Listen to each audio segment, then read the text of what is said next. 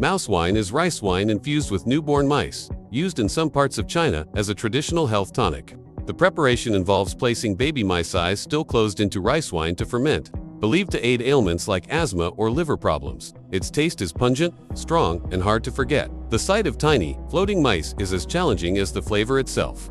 Locals drink it for supposed health benefits. Outsiders sip it for the story and the shock factor. It's the kind of drink that leaves a lasting impression, whether you want it or not.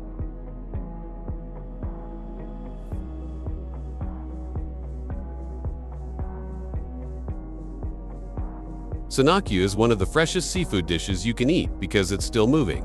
Tiny octopus tentacles are chopped and served immediately, the suction cup still active and clinging to your tongue as you chew.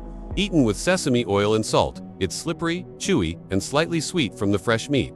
The key is to chew thoroughly to avoid choking at genuine risk. For daring diners, it's a thrilling experience. For others, it's straight-up nightmare fuel. On camera, the wriggling tentacles guarantee a mix of squeals and gasps from viewers.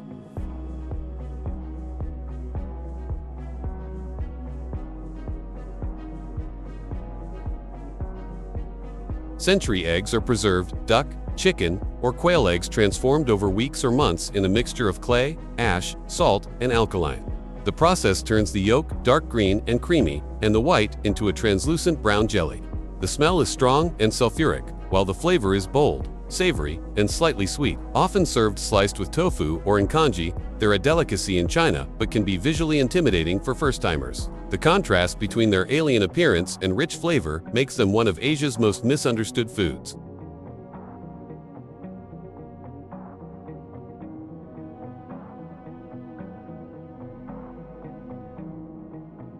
In Thailand, fried silkworm larvae are a quick, cheap, and protein-rich street snack. Vendors fry them in big pans, seasoning with salt, soy sauce, or chili powder.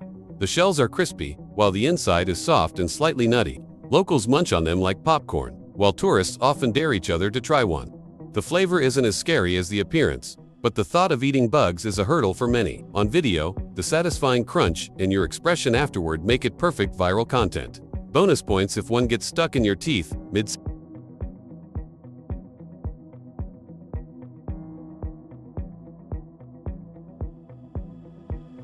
Blood platar might look like pancakes, but their secret ingredient is animal blood, usually pig or reindeer.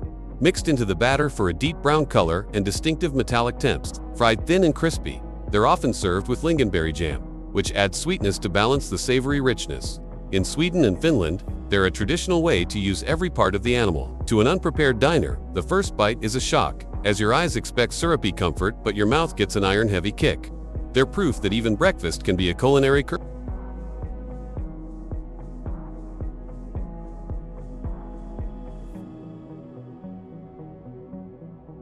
Blodpalt is a dense dumpling steeped in Nordic tradition, made from barley or rye flour mixed with reindeer or pig blood. Shaped into balls and boiled until firm, it's typically served with melted butter or bits of fried bacon, rich in iron and calories. It was historically valued in cold climates for sustaining energy.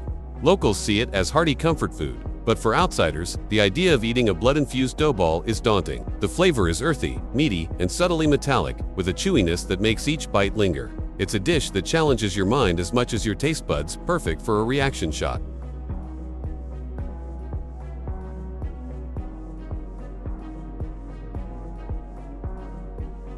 Hake-curl is Greenland shark meat that's poisonous when fresh due to high levels of toxins. Icelanders bury it in gravel for weeks to ferment, then hang it to dry for months. The end product is cut into cubes and served with the smell, so sharp like ammonia mixed with fish that it can make your eyes water before it even reaches your mouth. The texture is rubbery, the flavor intensely marine and chemical.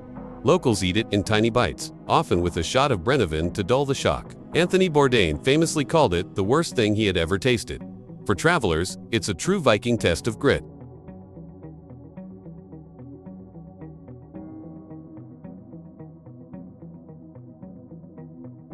Surströmming, or fermented Baltic herring, has a smell so potent it's banned on airplanes. After catching the herring, it's fermented in barrels for months. Then canned where the fermentation continues, making the can bulge ominously. When opened, the odor hits like a wall, a mix of rotten eggs, sewage, and pure terror. Swedes traditionally eat it with flatbread, potatoes, and onions, always outdoors. The taste is actually salty, tangy, and deeply fishy if you can get it past your nose. On YouTube, it's a challenge favorite.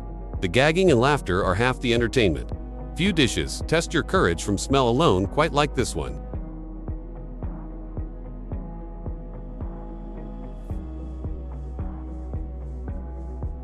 Casu marzu is not your typical Cheez-Its alive.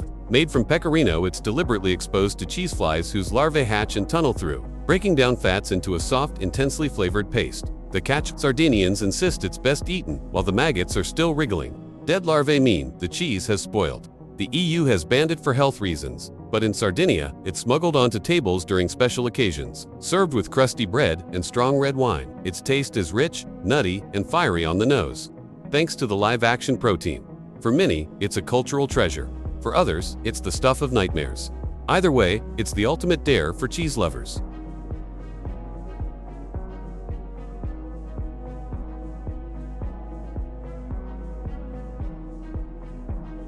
Forget your average boiled egg balut takes things to the extreme.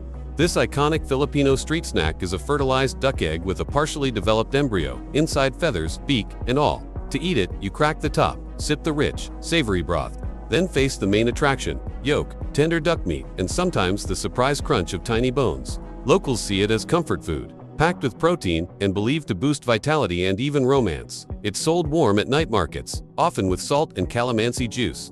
For first-timers, the hardest part isn't the taste, it's locking eyes with your dinner. Rich, eggy, and meaty, balut is a rite of passage in Southeast Asia and a guaranteed YouTube reaction goldmine.